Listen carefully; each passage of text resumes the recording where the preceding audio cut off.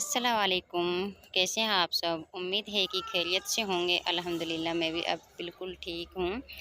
तो मेरी तबीयत ख़राब हो चुकी तो मैं 3 दिन का व्लॉग नहीं डाल पाई। अब मैं 3 दिन बाद मैं व्लॉग डाल रही हूँ, तो का व्लॉग मैं एक साथ रिकॉर्ड नहीं कर पाई थी क्योंकि तबीयत ठीक नहीं थी ना, तो मैंने 2 दिन का व्लॉग रिकॉर्ड कर लिया था। तो मैंने सोचा कि आज मैं वॉइस ओवर कर ही डाल देती हूँ। तो ये था मेरे 2 बजे से स्टार्ट हो गया था, जो कि मेरी शाम की रूटीन शुरू होती है।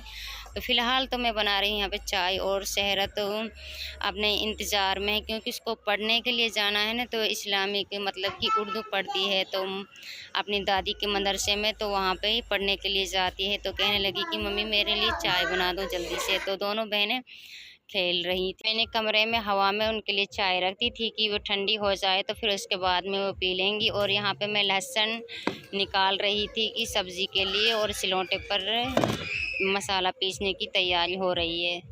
तो फिर बच्चे अपने चाय पीकर फिर अपने अपने काम में लग जाएंगे और मस्जिद के लिए जाएगी पढ़ने के लिए। तो समायरा यहाँ पे खेल रही है, इसको खिलाने वाला कोई नहीं है। शहरत चली जाती है जब ये मेरे पीछे पीछे दौड़ती रहती है, आगे पीछे होती है और मैं अपने काम में लग जाती हूँ।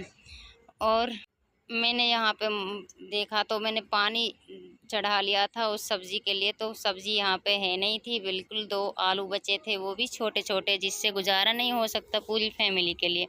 असल बात तो ये थी कि घर पर कोई नहीं था इस वक्त। फूफी और फूफा और मेरा देवर वो तो चले गए थे किसी काम, मार्केट मतलब कि बाज़ार चले गए थे, और घर पर कोई नहीं थे। यहाँ पे कुछ सेवियाँ बनाई थी दोपहर में शहरत ने अपने लिए, तो उसको भूख लगी थी। और शाम के वक्त अब यहाँ पे मैं देख रही हूँ कि कुछ भी तो नहीं है जो कि मैं सब्ज़ी बना सकूँ, और नहीं कोई लाने के लिए तैयार है।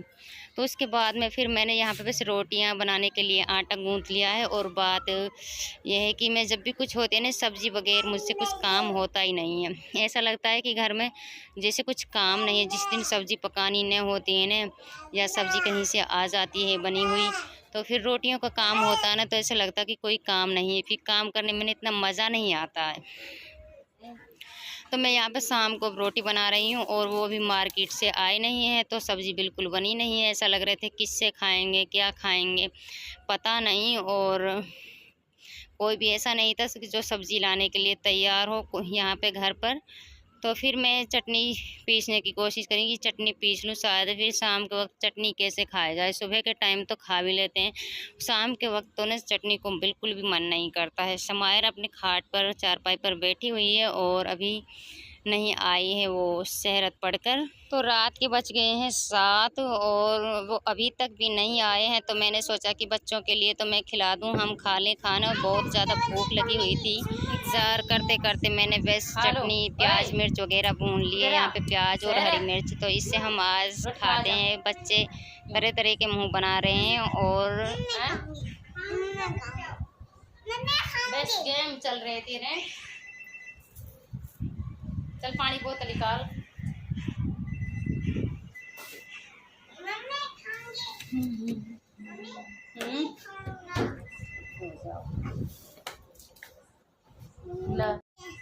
समायरा को हटा एक साइड। हंस रही है, भी तो हंस रही है। रोटी कैसे पकाती है शम्मू? रोटी पका शम्मू, रोटी पका बेटा, रोटी पका। इतनी जल्दी रोटी पकाती।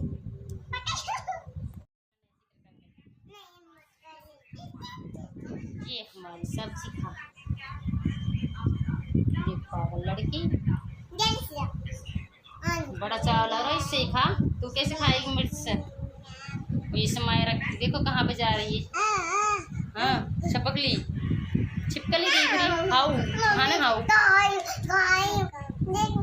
ले ले।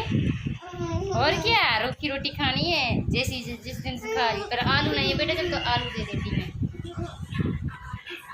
तो छपकली दिखाई, कहाँ छिपकली, कहाँ ने हाउ पे हाउ शमायरा हाउ कहाँ पे, कहाँ हाउ, कहाँ कहाँ हाउ छपकली। रोटी रोटियों पे नजर है, रोटी तेरे खाने को मन कर रहा है। और रुक जा बेटा, रुक जा, अभी देती हूँ। आ जाना इधर सर, रोटी खा।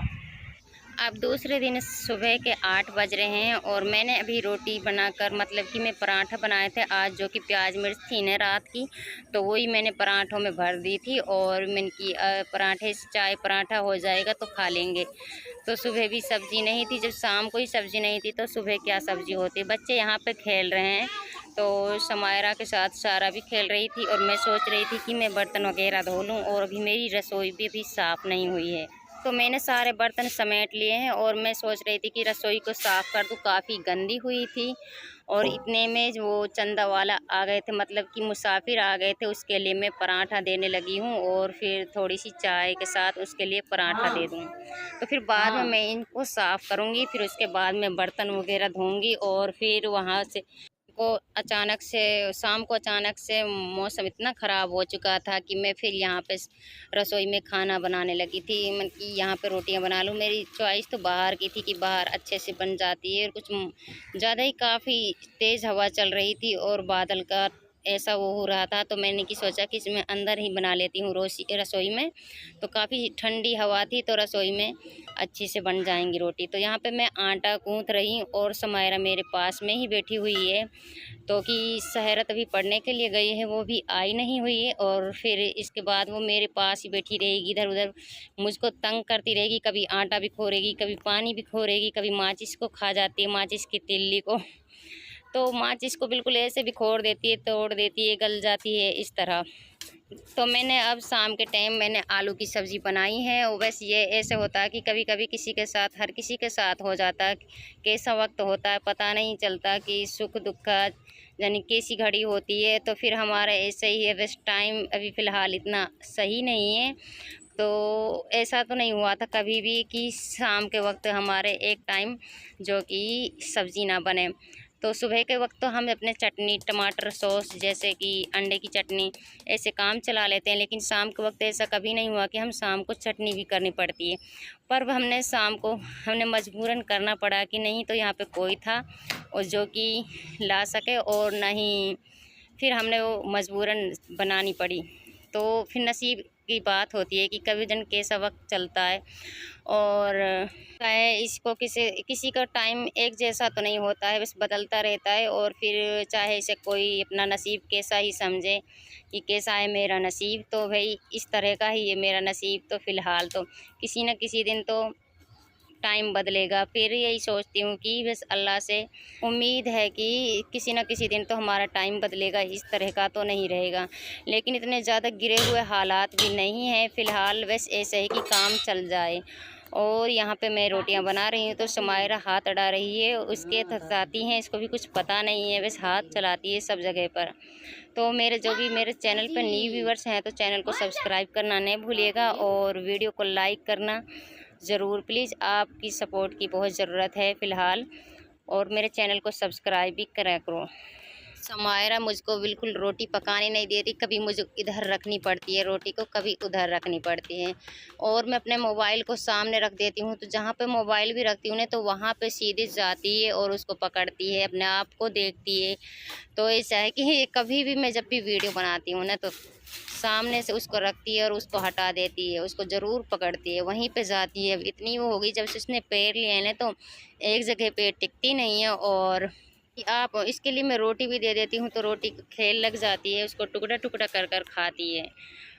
एक तो मेरा मोबाइल ये ख़राब हो चुका था, तो ये कुछ सही भी हुआ है, तो इससे इतना अच्छा व्लॉग भी नहीं बनता है, इतना इसका कैमरा भी अच्छा नहीं है और इसका माइक भी इतना अच्छा नहीं है। तो मुझे वॉइस ओवर करनी पड़ती है ना, कुछ काफ़ी तेज़ बोलना पड़ता है। आपको लगता होगा कि मैं किस तरह तेज़ भी बोलती हूँ और कुछ घबराहट होती है कि कोई आना जाए, वॉइस ओवर करती हूँ।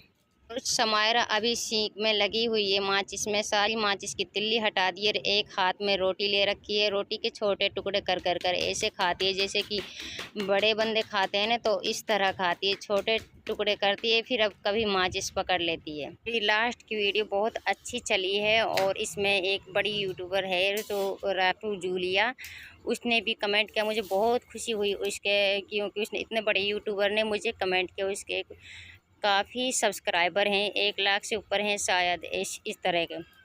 तो उसने मुझे कमेंट की, मुझे बहुत खुशी। नहीं बड़े यूट्यूबर कोई भी है ऐसा नहीं है जो न्यू यूट्यूबर या छोटे यूट्यूबर को वो कमेंट कर दें। सब इग्नोर कर देते हैं। मुझे बहुत खुशी हुई और मुझे इतनी ज़्यादा खुशी हुई कि मैं किस तरह उसका थैंक्स अदा करूँ, शुक्रिया अदा करूँ। बहुत ही ज़्यादा खुशी हुई थी। अब लोग ये भी मुझे काफ़ी दिनों से बहुत अच्छे अच्छे कमेंट करते हैं हमेशा से।